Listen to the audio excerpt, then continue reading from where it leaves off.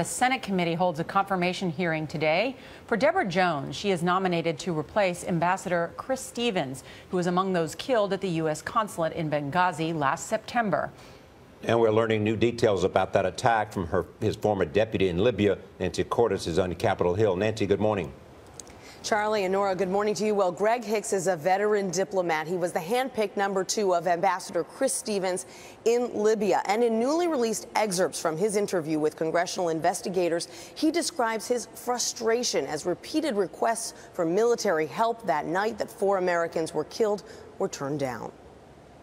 Greg Hicks told congressional investigators that as the Benghazi attack unfolded in 2 waves over 8 hours, he repeatedly called defense officials to ask if they could scramble a fighter or 2 over Benghazi to scare the insurgents away. The answer, he said, was it's too far away. There's nothing. He was basically shut down and ostracized. Republican Darrell Issa chairs the House Oversight Committee. Hicks and 2 other State Department officials will testify before the committee tomorrow. Hicks says that there was a special unit that was right there in Tripoli that was ready to go to Benghazi, but they were told to stand down. Why? This is one of the most disturbing parts of Gregory Hicks's testimony, is that assets were available.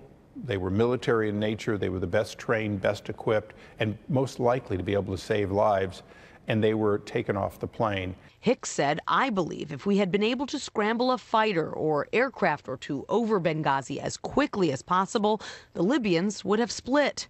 Administration officials insist no military resources could have made it in time. I don't have access to the interviews that I think have been referred to. On Monday, spokesmen at the White House and State Department deflected questions about Hicks.